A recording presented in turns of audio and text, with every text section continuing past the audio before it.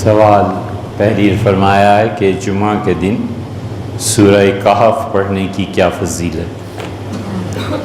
اس کی فضیلت میں بس اتنا ہی کافی ہے کہ حضرت رسالت مآب صلی اللہ علیہ وسلم نے حکم فرمایا کہ جمعے کے دن سورہ کہف پڑھا کر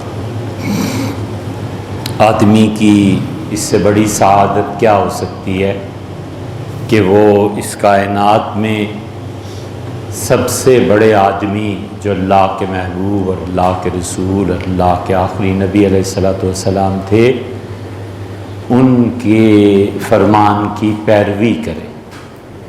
حضور صلی اللہ علیہ وسلم سے کسی شخص کو طبعاً اتنی محبت ہو جائے کہ جو چیز اسے پہنچے وہ تحقیق کرنے کے بعد اس کی پیروی کرے، بہت بڑی بات ہے۔ ایک عقلی محبت ہوتی ہے، ایک طبعی محبت ہوتی ہے۔ تو عقلی محبت اسے انصاف کے قیام میں مدد دیتی ہے اور طبعی محبت اسے مرتد نہیں ہونے دیتی۔ اس لیے بس یہ کافی ہے کہ انہوں نے فرمایا پڑھو تو پڑھو، بس، اور کیا۔ پھر رسول اللہ صلی اللہ علیہ وسلم نے یہ بھی فرمایا کہ آئندہ آنے والے جمعے تک اللہ تمہیں نور دے دے گا اور تم اس کی روشنی میں چلتے رہو گے۔ مطلب آئندہ آنے والے جمعے تک جو تم فیصلے کر سکتے ہو ان فیصلوں کی صحت کے لیے جہاں اور بہت سے اسباب اور وسائل ہیں، ایک سبب یہ بھی ہو جائے گا کہ اس نور کی روشنی میں رجوع کرنا یا اس کا اثبات، فیصلے کو قائم رکھنا، اس کی توفیق ملے گی۔ پھر رسول اللہ صلی اللہ علیہ وسلم نے یہ بھی فرمایا کہ تمہارے درمیان اور خدا کے درمیان، گھر بیت اللہ کے درمیان نور پیدا کر دیا جاتا ہے۔ تو مطلب یہ ہے کہ زندگی میں جب سورہ کہف اس میں پڑھ لو گے جمعہ کو، تو آئندہ جمعے تک اگر سفر بھی کرنا ہے تو خدا اس پہ صحیح چیز پر قائم رکھے گا۔ اگر ٹائم میں ٹریولنگ کرنی ہے، گھر ہی رہنا ہے، کہیں جسمانی سفر نہیں ہے لیکن وقت کے اعتبار سے سفر ہے، تو بھی خدا رہنمائی فرمائے گا۔ اگر زمانے کے علاوہ مکان میں تصور ہے تو مثلا اسلام آباد سے لاہور جانا ہے تو اللہ اس میں بھی رہنمائی کرے گا۔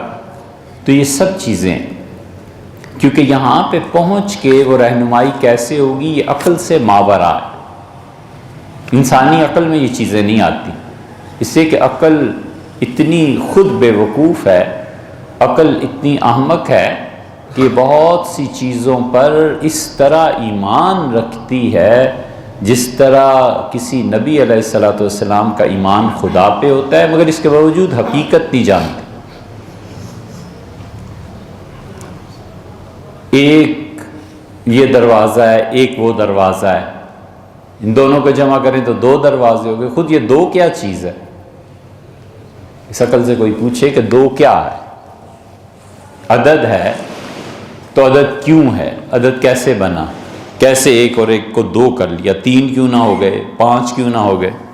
تو عقل انسانی یہ چیزیں نہیں حل کر سکتی۔ عقل انسانی کے بس میں نہیں ہے کہ وہ یہ حل کر سکے کہ زمانے میں جو تغیرات واقع ہوتے ہیں اس کی اصل کیا ہے۔ تغیر واقع ہوتا ہے نا، مثلا اللہ تعالیٰ کائنات کے تغیرات پہ بحث کرتا ہے۔ اللہ تعالیٰ اس انسانی جسم اس کے تغیر پہ بحث کرتا ہے۔ مادے میں جب حرکت پیدا ہو جائے تو یہ زندگی ہے، یہی ہے نا زندگی، اور کیا ہے؟ تو مادے میں جو حرکت پیدا ہو گئی، اس حرکت کے پیدا ہونے کے اسباب کیا ہیں؟ کیا سائنس نے طے کر لیا ہے کہ یہ ہیں؟ اور پھر اس کے نتیجے میں پورا وجود جب وجود پذیر ہوتا ہے، جب ظاہر ہوتا ہے، عقل انسانی بیچاری ایسی ہے۔ اور یقین اسے اتنا ہے ایک اور ایک کے دو ہونے پہ جتنا کسی نبی علیہ الصلوۃ والسلام کو خدا کے ہونے پہ یہ، لیکن نہیں جانتی۔ تو عقل انسانی ان مسائل کو حل نہیں کر سکتی۔ یہاں پہنچ کے جس عقل نے نبوت کے سامنے سر جھکا دیا وہ جنتی آدمی ہے، اور جہاں پہنچ کے جو آدمی نبوت کے سامنے سر نہیں جھکاتا وہ پھر جھک مارتا ہے، اب جائے جہاں جانا چاہے۔ نماز میں توجہ حاصل کرنے کے لیے آنکھیں بند کر سکتے ہیں اگر آس پاس شور ہو رہا ہو یا دھیان ہے بھٹک رہا ہو؟ یہ تو دھیان لکھا ہے، دھیان تو یہ سے ہوتا ہے، یہ کیوں چھوڑ دی؟ زبان خراب کرتے ہو یار۔ یہ کئی مرتبہ یہ مسئلہ ہو چکا، آپ نہیں آتے ریگولر تو اس کا مطلب یہ نہیں ہے کہ ہر مرتبہ اسے ریپیٹ کیا جائے۔ دفتر کی مسجد میں ظہر اور عصر کی نماز باجماعت ہوتی ہے، ٹھیک، باقی نمازیں اس مسجد میں نہیں ہوتی، ٹھیک ہے، نہیں ہوتی، باقی نمازیں اس مسجد میں نہیں ہوتی۔ اے بھیا، اردو زبان میں جب عدد جمع آتا ہے نا تو معدود بھی جمع آیا کرتی ہے، نمازیں نہیں ہوتی۔ کیا اس مسجد میں نماز جمعہ ہو سکتی ہے؟ بالکل ہو سکتی، کوئی حرج نہیں، نماز جمعہ میں کوئی اختلاف نہیں، اس میں بھی ہو سکتی، جبکہ جامع مسجد ادھر قریب ہی ہے، پیدل 10 منٹ کے فاصلے پر مسجد ہے جہاں جمعہ کی نماز ہوتی ہے۔ اصلاح بھی ٹھیک نہیں لکھا، جمعہ بھی ٹھیک نہیں لکھا، یہ کرتے کیا ہیں آپ؟ لا حول ولا قوت الا باللہ۔ جامع مسجد قریب ہے تو وہاں پڑھنی چاہیے، جامع مسجد میں ویسے بھی ثواب ہوتا ہے، مسجد میں جمعہ ہو جائے گا، اگر کوئی پڑھے گا تو ہم یہ نہیں کہہ سکتے کہ اس نے فریضے کا ترک کیا ہے، لیکن اب افضل کیا چیز ہے؟ افضل تو ظاہر ہے کہ وہ جامع مسجد میں نماز پڑھنا ہے۔ ہر وہ مسجد جہاں پر جمعے کی نماز ادا ہوتی ہے، عام نمازوں کا بھی اس میں ثواب بعض روایات کے مطابق کئی 100 گنا بڑھا دیا جاتا ہے۔ تو اس لیے بہتر یہی ہے کہ جمعے کے لیے انسان پیدل جائے اور اس مسجد میں جائے جو جامع مسجد ہے، لیکن جنہوں نے یہاں نماز پڑھی ہے یہ نہیں کہا جانا چاہیے کہ وہ تارک فرض ہیں یا فریضے کو انہوں نے ترک کر دی۔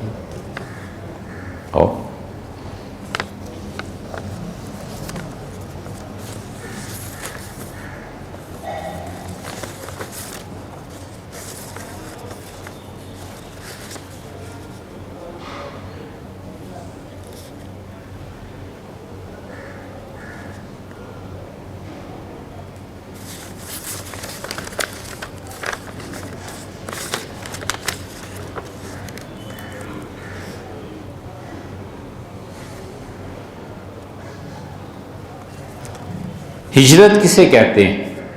ہجر و وصال کے قصے نہیں پڑھے محبوبوں کے؟ محبت میں کیا ہوتا ہے؟ ہجر چھوڑنا، وصال ملنا، تو اپنے محبوب، اپنی محبوب جگہ سے، اپنے محبوب مقاصد کو، ان چیزوں کو ترک کر دینے کا نام ہجرت۔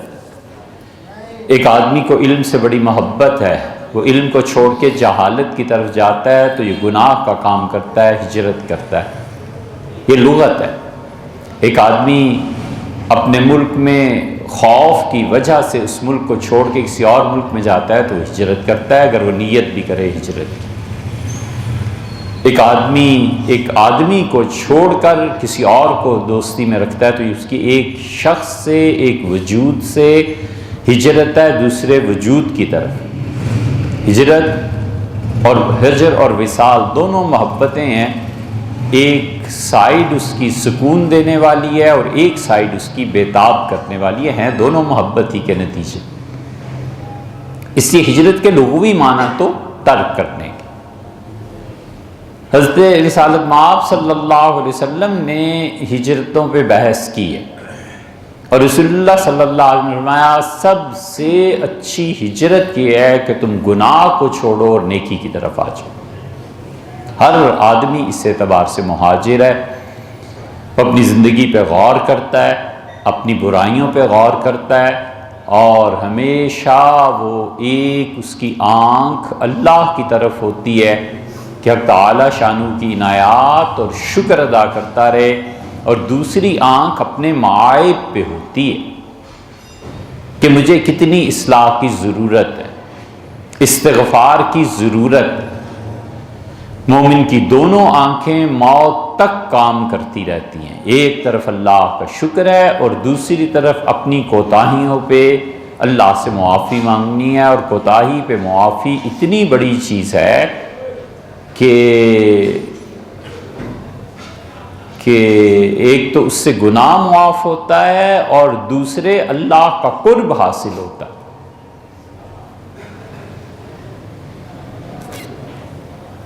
یاد رکھو،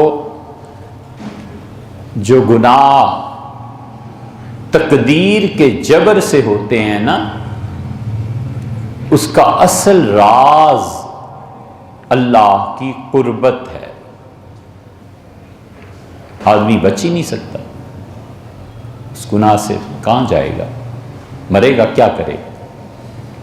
حضور اقدس صلی اللہ علیہ وسلم نے فرمایا، تم میں سے ہر شخص کے نصیب میں زنا کا کچھ حصہ لکھا گیا ہے، اور آپ نے فرمایا کہ اس کی نظر، اس کے کان، اس کے ہاتھ، اس کے پاؤں سب کرتے ہیں، اور آخری مرحلے پہ پہنچ کے تصدیق یا تکذیب ہو جاتی ہے، یعنی اصل اس کام کا جب وقت آتا ہے تو یا تو ان سارے پہلے مقدمات کو جو نظر سے دیکھا، جو ہاتھوں سے، جو پاؤں سے چلا وغیرہ وغیرہ، ان سب کی تردید کر دیتا ہے کہ اللہ میں ایسا نہیں ہوں، یہ ہوا غلطی سے ہو گیا، یا تصدیق کر دیتا ہے کہ میں ایسا ہی ہوں۔ اسی لیے ایک صحابی رضی اللہ عنہ میں جو مرضی کرتے رہو، اگر لکھ دیا گیا ہے تو تم اس سے نہیں بچ سکو۔ یہ جو تقدیر سے گناہ ہوتے ہیں نا، ان میں اللہ کا قرب اس کے پیچھے ہے، بہت گہری بات ہے۔ ابن عربی رحمۃ اللہ علیہ نے اس پہ بات کی ہے، شاہ ولی اللہ صاحب رحمۃ اللہ علیہ نے بھی بات کی۔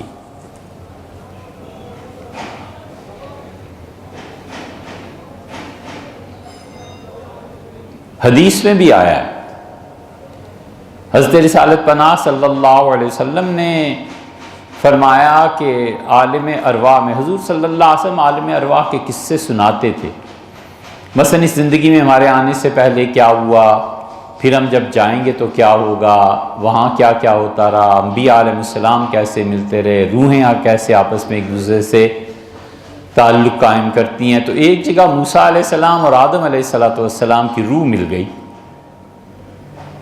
اب والد نے جب بیٹے کو دیکھا، موسیٰ علیہ السلام کو تو بہت خوش ہوئے،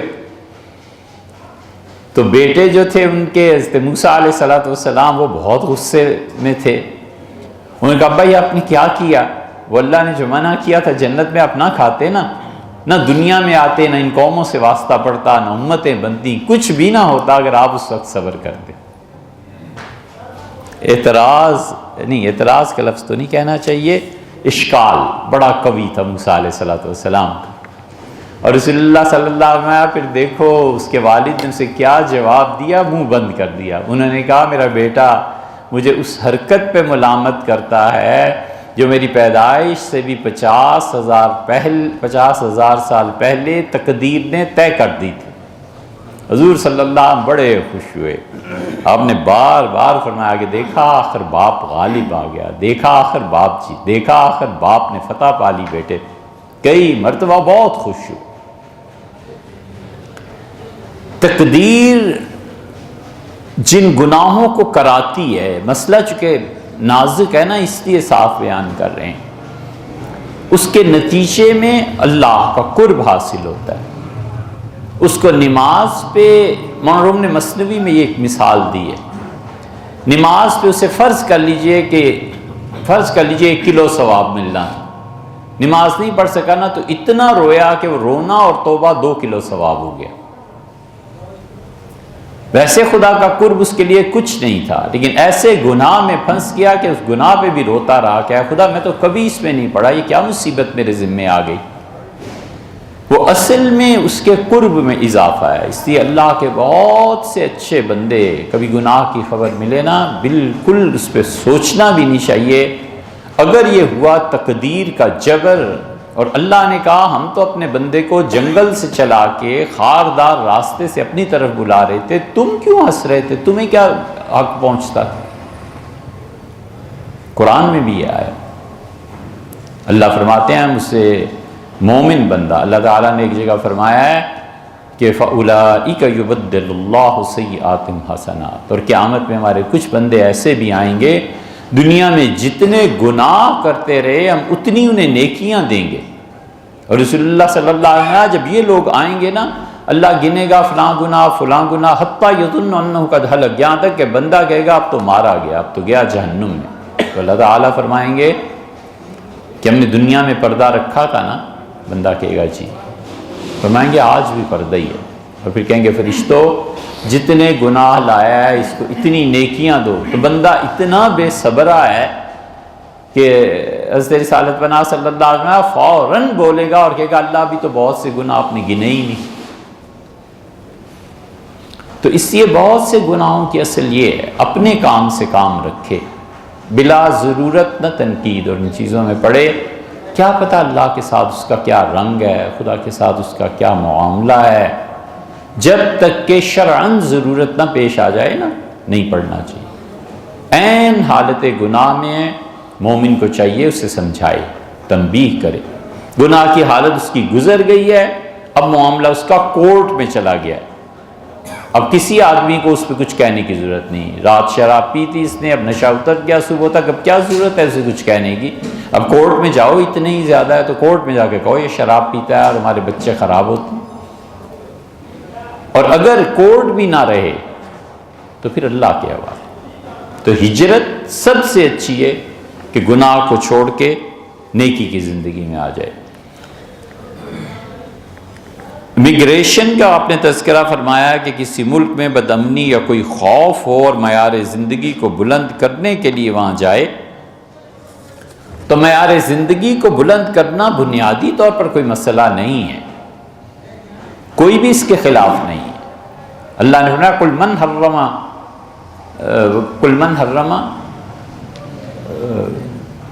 من حرم زمین کی جو آسائش، زیبائش، خوشنما چیزیں، ان سے پوچھئے کس نے حرام قرار دی۔ ہم نے پچھلے جمعے میں جو 4 درجے بیان کیے تھے وہاں یہ آیت آتی ہے، قل من حرم زینت اللہ التی اخرج لعبادہ، ان سے کہیے کہ دنیا میں آرائش، زیبائش، ٹیسٹ، اچھا ذوق، خوبصورتی، حسن کس نے حرام کیا؟ ہم نے اپنے بندوں کے لیے یہ چیزیں پیدا کی ہیں۔ وَالطَّيِّبَاتِ مِنَ الرِّزْقِ، اور پاک کھانا کس نے حرام کیا؟ ہم نے بندوں کے لیے پیدا کیا۔ گھر میں اچھا ٹیسٹ نہیں ملتا، چلا گیا ہوٹل میں کھانے کے، کس نے حرام قرار دیا ہے بھائی؟ ایک آدمی کو پھل اچھے لگتے ہیں اور وہ چنے ہوئے پھل کھاتا ہے، بہت اچھا ہے۔ اللہ فرماتے ہیں قُلْ هِيَ لِلَّذِينَ آمَنُوا، کہ یہ انہیں بتائیے کہ اصل میں دنیا کی جو اچھا معیار زندگی ہے یہ ہم نے ایمان والوں ہی کے لیے بنایا، یہ اصل میں تو ایمان والوں کا حق ہے، کافر تو ہماری خیرات میں چلے گئے، اس سے کوئی حرج نہیں۔ لیکن اس معیار زندگی کے بلند کرنے کی قیمت کیا ادا کرنی ہے؟ مسئلہ یہ ہے، اگر مغربی ممالک میں جا کے اس کی قیمت ایمان ہے تو پھر اس جیسا برا آدمی نہیں۔ عمر بن عبدالعزیز رحمۃ اللہ سے کسی نے پوچھا تھا کہ سب سے بڑا احمق کون ہے؟ فرمایا جو دوسرے کی دنیا بناتے بناتے اپنی عاقبت برباد کر لے۔ سب سے بڑا احمق انسان دوسرے کی دنیا کی فکر میں رہا، اپنی عاقبت برباد کر لی۔ اس لیے اس معیار زندگی سے بالکل اجتناب کرنا چاہیے کہ وہاں جا کے اپنا اور اپنی نسلوں کا دین ہی خراب کر لے۔ اور ایک اسی کا پہلو یہ ہے کہ کوئی ہجرت کرتا ہے اور کہتا ہے کہ خدا کے دین کا کام کرنے والے وہاں 10 ہیں، میں 11واں ہو جاؤں گا، 11 ہیں تو میں 12واں ہو جاؤں گا، میں اللہ کے دین کو پھیلاؤں گا، کام کروں گا، جا کے ان کی مدد کروں گا۔ ایک سکول بنا رہے ہیں، ہمیں اپنا سکول قائم کرنا ہے، ایک مدرسہ بن رہا ہے، ہمیں اس میں حصہ، ایک مسجد بن رہی ہے، وہاں میرے بچے جا کے مدرسے میں پڑھیں گے نہیں تو اور کس کے بچے؟ مسلمان تھوڑے ہیں زیادہ، بالکل ٹھیک ہے، ضرور جائے۔ تو معیار زندگی کس قیمت پہ بلند کیا جاتا ہے یہ دیکھ لینا چاہیے۔ یہ امیگریشن ہجرت ہوگی اور بالکل ثواب بھی ملے گا اگر اس کی نیت درست ہے. اگر نیت ہی درست نہیں نا تو پھر مسئلہ اور ہے. اگر نیت یہ ہے کہ جوں ہی نیو یارک ایئرپورٹ پہ اتروں گا ایک طرف سب لڑکے شرابیں لیے کھڑے ہوں گے، ایک طرف بہت بڑی تعداد میں گوری خواتین ہوں گی، سبحان اللہ کیا کہنے، جنت آ گئی. اگر نیت میں یہ بربادی ہے تو وہ اپنی موت سے پہلے ہی مر جائے گا، وہ اس نیت کی وجہ سے بھی گناہگار ہوگا. بعض نیتیں ایسی ہوتی ہیں جن میں توبہ قبول نہیں ہوتی. یاد رکھو بعض جملے ایسے ہوتے ہیں جس کی توبہ قبول نہیں ہے اللہ کے. اللہ نے فرمایا ہے کہ بیت اللہ کے متعلق وَمَن يُرِدْ فِيهِ بِالْحَادٍ، اگر کسی نے یہ نیت بھی کر لی نا، ارادہ بھی کر لیا کہ میرے گھر کو نقصان پہنچائے گا، ہم اسے شدید سزا دیں گے. بیت اللہ کو گرانے کی نیت بھی کفر.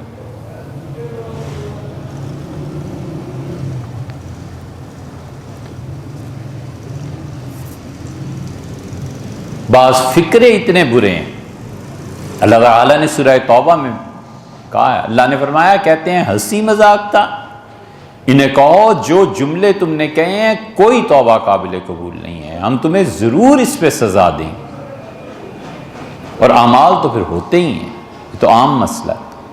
تو اس لیے یہ نیتیں خراب کرنا ہجرت میں ولیعذ باللہ، یہ نیت اتنی خطرناک چیز ہے کہ حضور صلی اللہ علیہ وسلم نے فرمایا کسی نے نیکی کے کام کا سنا، اسے کہا یار کاش میں ہوتا تو یہ کام میں کرتا، اللہ اس کو نہ کیے بھی اتنا اجر دے گا جتنا کرنے والے کو اجر دیا.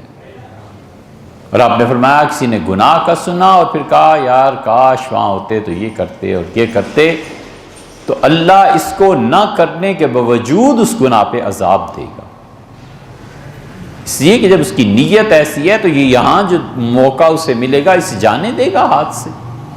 وہاں ہوتا تو کلب جوائن کرتا، اور یہاں کلب کی جو چیزیں ہیں اس کو اپنے ہاتھ سے مس کرے گا.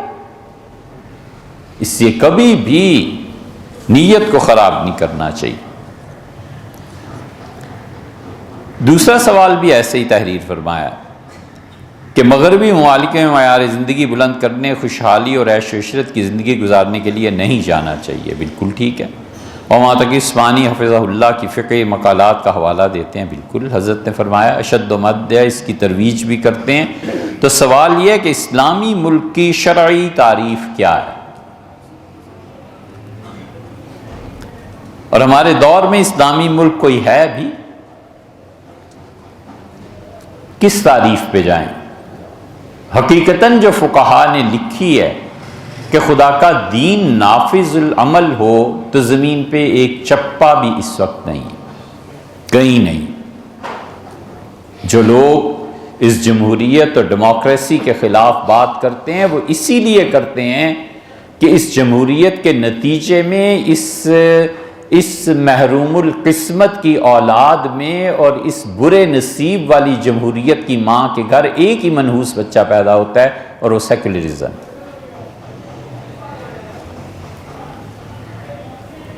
اس یہ جو چیمپئن بنے پھرتے ہیں نا، ڈیموکریسی جمہوریت آنی چاہیے ووٹ کے ذریعے، تب دیکھ لو پھر ووٹ کے ذریعے کیا. آج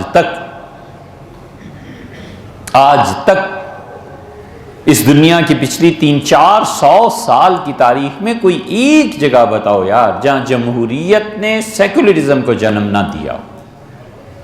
ہمیشہ ہی ڈیموکریسی یہ چیزیں، اور وہ بھی اصلی جمہوریت خالص. اگر اس جمہوریت میں اس کے نتیجے میں سلیکشن ہونی ہے تو جو قوت سلیکٹ کر رہی ہے وہ کیا چاہتی ہے وہ اصل ہے، پھر تو ڈیموکریسی بھی نہیں. وہ اگر خدا کا خوف چاہتے ہیں، انصاف چاہتے ہیں، حضور اقدس صلی اللہ علیہ وسلم کی تعلیمات کا غلبہ چاہتے ہیں، یہ ہو کے رہے گا. اگر وہ نہیں چاہتے تو پھر کچھ بھی نہیں. اس لیے اسلامی ریاست کی وہ جو ڈیفینیشن کی ہے ریاست مدینہ کی فقہا نے، اس پہ تو ایک ملک پورا نہیں اترتا اس وقت پوری مسلمانوں کی دنیا میں. اور اگر آپ اس کی کم تر ڈیفینیشن پہ جائیں تو جہاں انسان کو عبادت کی آزادی ہو، کوئی اس کی عبادت میں خلل نہ ڈالے، اور وہ آدمی اس کے ساتھ ساتھ اس جد و جہد میں رہے کہ خدا کا دین غالب آنا چاہیے، شورائی نظام غالب آنا چاہیے۔ شورا سے بڑھ کے کوئی طاقت نہیں ہے، شورا کو کوئی کنٹرول کرنے والا نہیں ہے۔ تو اگر وہ شورا کے اجتہاد، کتاب اور سنت اور خلفائے راشدین کی خلافت اور اجتہاد جو پہلے عرض کیا ہے، اور امت کے بعد کے ادوار کے اجماع پہ عمل کرے گا، تو یہ خلافت حقہ ہے جو اس نے قائم کی۔ اور اگر وہ یہ نہیں کرے گا اور جبر کے ذریعے کسی مسلمان ملک پہ قبضہ کر لے گا، مارشل لا لگا دے گا، اور اس مارشل لا کے نتیجے میں وہ اللہ کا دین غالب کر دے، ایک یعنی پہلے نظام سے بہتر نظام لائے اور 100% کامیاب بھی ہو جائے، یہ دو گارنٹیز جب مارشل لا میں ہوتی ہیں تو پھر وہ آدمی سلطان بن جاتا ہے اگر وہ نافذ کر دے۔ وہ خلیفہ کے قریب کی چیز ہے، لیکن کچھ نہ کچھ کمی رہ جاتی، چونکہ جبر کیا ہے نا، تو جبر عوام پہ اس نے کیا ہے، خدا کا دین نافذ کر دیا تو وہ سلطان ہو گیا۔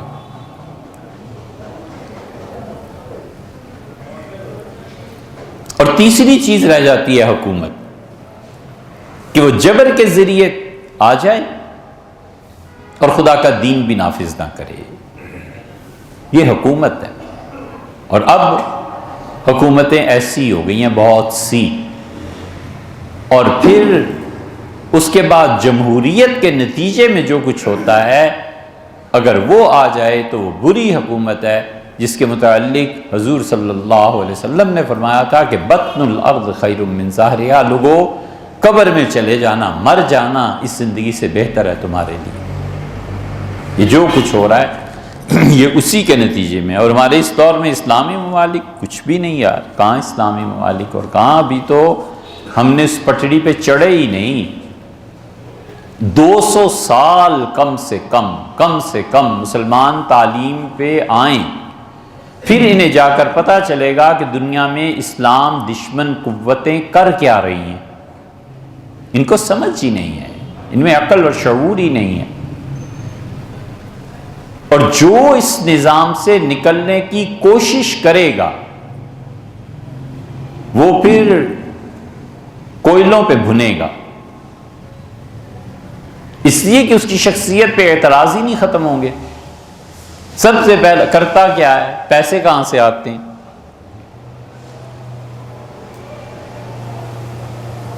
اور اگر آپ اپنے ملک کی بات کرتے ہیں تو ہمارا ملک ان علاقوں میں قائم کیا گیا ہے یہاں سرے سے تہذیب تھی ہی نہیں۔ ان کے یہاں کوئی تو تہذیب تھی نا، انڈیا میں دلی تھا، لکھنؤ تھا، حیدرآباد، جتنے بھی گرے ہوئے تھے، لیکن اب تک کوئی نہ کوئی تہذیب کا اثر پایا جاتا ہے۔ ہمارے یہاں تہذیب ہی نہیں تھی، اس لیے 200-400 سال تو ایسے ہی لگ جائیں گے۔ 70 سال گزر چکے، اب تک نہیں پڑھا سکے قوم کو۔ پڑھانا تو درکنار، اب تو آبادی اتنی بڑھ گئی ہے کہ سکولز ہی نہیں ہیں۔ کراچی میں مدارس کیوں ترقی کر رہے ہیں، یا مطلب کیوں علماء پیدا، یہ کیوں کراچی سب سے بڑا مرکز ہے اس وقت دین کا؟ وجہ اس کی یہ ہے کہ وہاں سیٹھ، بڑے بڑے بزنس مین، بڑے بڑے لوگ، وہ جو انڈیا سے چلے تھے نا، انہیں اپنے خاندانوں میں دیکھا تھا جمعرات ہوتی ہے، چالیسواں ہوتا ہے، تیجا ہوتا ہے۔ اچھا بھئی نہیں ہوتا، سب بدعت ہے، اللہ کی راہ میں خرچ کرو۔ والد روز 10 پیسے اللہ کی راہ میں دے دیتے ہیں۔ وہ ٹریننگ نسلوں میں جاری ہے، تو نتیجہ اس کا یہ نکلا ہے کہ کروڑوں روپے سیٹھ بڑی خوشی سے ادا کرتے ہیں زکوٰۃ۔ انڈس ہسپتال اس کے مقابلے میں آج کوئی ہے؟ اللہ تعالیٰ سلامت رکھے جنہوں نے قائم کیا ہے، اور خدا ان کی قبروں کو روشن رکھے جنہوں نے اس میں حصہ لیا اور دنیا سے گزر گئے۔ انڈس ہاسپٹل کمال کی چیز ہے۔ اس میں اشتہار دیتے پھرتے ہیں کہ تم میں سے کوئی 15,000 20,000 کا انجیکشن ہے، مفت ہم دینے کو تیار ہیں، آؤ ہمارے یہاں ہم علاج مفت کر دیتے ہیں۔ یہ تھوڑی نیکی، کیوں نہیں ہے ہمارے یہاں؟ دینی مدارس تینوں صوبوں میں اتنے بڑے نہیں، پنجاب، سندھ اور سرحد، سندھ کراچی چھوڑ دیں، باقی وجہ اس کی یہ ہے کہ تہذیب نہیں تھی۔ بلوچستان میں ایسے نہیں ہے، سرحد میں، پنجاب میں نہیں ہے، تہذیب ہی نہیں تھی۔ تہذیب تھی ساری بٹیرے لڑانے کی، تہذیب تھی ساری گدے گھوڑے ان کو دوڑانے کی تہذیب سے، اور جو بھی اس میں کیا اتنا پڑھنا ہے، لیکن تہذیب ہی نہیں بنیادی طور پہ. تو بنیادی طور پہ کب تعلیم ہوگی، کب تہذیب ہوگی، کب انہیں اپنی قیادت کے انتخاب کا موقع ملے گا، موقع نہیں ملا تو کب یہ اتنے باشعور ہوں گے. ہم میں سے کوئی اس دنیا میں نہیں رہے گا، تو اس لیے زیادہ فکر کرنے کی ضرورت بھی نہیں. ہمیں کوئی تعلق نہیں ہے جو کچھ آج کل میں ہے. لیکن مولانا حنیف جلندری صاحب نے جو وفاق المدارس دیوبندی مکتبہ فکر کے بہت بڑے آدمی ہیں، اور مولانا نے تقریر فرمائی ہے اور ریکارڈ اکثر لوگوں نے سنی ہے، وہ ہو رہی ہے. مولانا نے کہا ہے کہ دیوبندی قیادت نہیں رہی. حضرت سے کوئی عرض کرتا کہ حضرت دیوبندی قیادت ساری آپ کی ہندوستان سے آئی تھی، بریلوی قیادت ساری ہندوستان سے آئی تھی، شیعہ کی قیادت ساری مدرسۃ الواعظین لکھنؤ اور ادھر ادھر حیدرآباد وغیرہ کے پڑے ہوئے تھے. وہ قیادت ختم ہو گئی 1980 تک. وہاں بنوری تھے، ختم نبوت کی تحریک کے قائد تھے نا. حضرت کا انتقال ہو گیا 77 میں. یہ جتنے بڑے بڑے لوگ تھے یہ ان مدارس کے پڑھے ہوئے، اس تہذیب کے پھل تھے، پروردہ تھے، اگرچہ آخری جھٹکا تھا. لیکن جب یہاں آئے ہیں تو 20 30 سال کے لڑکے تھے، زندگیاں اس پہ بسر کی، کام کیا. جب 80 کے بعد پچھلے 40 سال میں اس ملک میں کون سی قیادت پیدا ہوئی ہے؟ کوئی نہیں ہوئی. اس لیے کہ بہرحال آخری بات یہ کہ معراج کے متعلق مختلف نظریات ہیں. غامدی صاحب کے بقول ایک خواب تھا، اور ایک نظریے کے مطابق سدرۃ المنتہا سے آگے نہیں گئے، دیدار صرف جبریل امین کا ہوا. کیونکہ ہم تو یہ مانتے ہیں کہ معراج کا واقعہ جسمانی وجود کے ساتھ پیش آیا تھا، اور یہ کہ عرش تک کا سفر تھا. اس کا بہت آسان جواب یہ ہے بھائی کہ اگر معراج صرف خواب ہوتا، 3 باتیں چھوٹی چھوٹی. معراج کے ماننے میں اشکال کیا ہے؟ آخر مصیبت کیا ہے؟ غامدی صاحب ہو یا کوئی اور ہو، یہی ماننا پڑتا ہے نا کہ جسم مبارک یہاں سے اٹھا اور عرش تک گیا، یا جنت دیکھی جہنم دیکھی اور واپس آ گیا. تو اس میں ماننے میں کیا مسئلہ کیا ہے؟ اے اللہ کے بندو، یار جو مانتا ہے کہ جبریل امین رسول اللہ صلی اللہ علیہ وسلم کے پاس ایک دن میں کئی مرتبہ عرش سے اور جنت سے اور اپنے گھر سے یہاں آتے تھے، روز آتے تھے، کئی مرتبہ آتے تھے، تو انہیں ایک دن انہوں نے کہا اچھا ہم بھی آپ کے گھر آئے ہیں، اور یہ وہاں تشریف لے گئے. تو ان کو ماننا ہے، جبریل کو انہیں نہیں ماننا. ہے کوئی عقل؟ جبریل بھی آتے ہی تھے نا آخر کے، نہیں آتے تھے؟ یا تو اس کو نہ مانو تو پھر تو مسئلہ ہی کوئی نہیں، وہی نہیں ہوتی تھی، بس ختم ہو گئی بات. جب آپ مانتے ہیں کہ جبریل امین یہاں کئی بار آتے تھے، تو ایک دن فرمایا میں بھی تمہارے گھر آؤں گا. ان کا چلو جی آپ بھی ہمارے گھر آئے، ہم آپ کا انتظار کریں گے. تو وہاں سے آنا اور وہی لانا جو اتنی مشکل بات ہے اس کو مان لیا، اور اس کے مقابلے میں صرف ایک مرتبہ ایک مبارک وجود کا یہاں سے وہاں جانا، یہ نہیں ماننا. ایک بات. دوسری چھوٹی سی بات،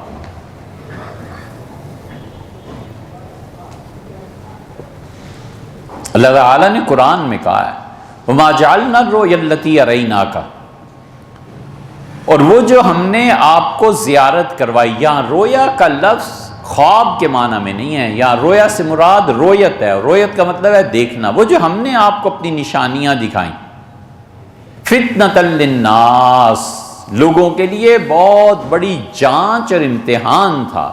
جو اس امتحان پہ ایمان رکھتا ہے کامیاب ہے، جو اس امتحان کو نہیں مانتا ناکام ہے. اگر یہ صرف خواب تھا تو یہ امتحان کیسے ہوا؟ مکہ والوں میں اتنی عقل بھی نہیں تھی کہ ایک آدمی اٹھ کے کہتے کہ رات میں نے خواب میں دیکھا یار میں عرش تک پہنچ گیا ہوں، یہ ہو گیا یہ ہو گیا. مکہ والے کہتے تھے یہ جھوٹ ہے. بھئی خواب کون نہیں دیکھ سکتا؟ لوگ جنت کو خواب میں نہیں دیکھتے، جہنم کو نہیں دیکھتے، آسمان پہ نہیں چلے جاتے، سب ہوتا ہے. اگر یہ محض خواب تھا تو یہ آزمائش کیسے بنی؟ یہی وہ گمراہی ہے جس کا بیج سر سید نے بویا تھا. وہ قوم کبھی ترقی کر سکتی ہے، وہ قوم کبھی اٹھ سکتی ہے جس کی جڑوں میں سر سید جیسے لوگ پانی دینے کو بیٹھے ہوئے ہوں؟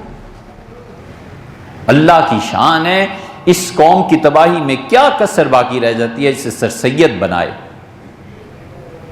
پڑھیں، پڑھو یار، ضرور پڑھو۔ سر سید کو اگر سمجھنا ہے نا تو اس کی ایک کتاب کلیات سر سید لاہور جو اردو ادب کی ترویج کے لیے کام کر رہے ہیں، انہوں نے چھاپی ہے، 17 جلدیں ہیں، بس زیادہ نہیں، 17 جلدیں، اور مہربانی کرو 2 جلدیں ان کے مکتوبات کی ہیں، 19 جلدیں پڑھ لو، پتہ چل جائے کہ تانا بانا ہے کیا۔ یہ فتنہ اس نے بر صغیر میں اس سے شروع کیا تھا۔ اگر یہ صرف خواب ہے تو مصیبت کیا ہے؟ یہ جسم اور روح مبارکہ دونوں گئے تھے اسی لیے۔ اور تیسری آخری بات، ابھی کچھ چیزیں پیش آ گئی تھی تو ہم نے اس موضوع پہ کوئی 2-2.25 گھنٹے کی ریکارڈنگ کرائی ہے۔ تو یہ جو لوگ ریکارڈنگ میں، ہمیں تو پتہ نہیں، نام جانتے ہیں ویب سائٹ اور کیا ہوتا ہے اور کیا نہیں، مگر جو دوست کام کر رہے ہیں انہیں کہیے اسے آپ کو دکھا دیں، ڈال دیں، تو اس میں بہت سی چیزوں کا آپ کو آسانی سے جواب مل جائے۔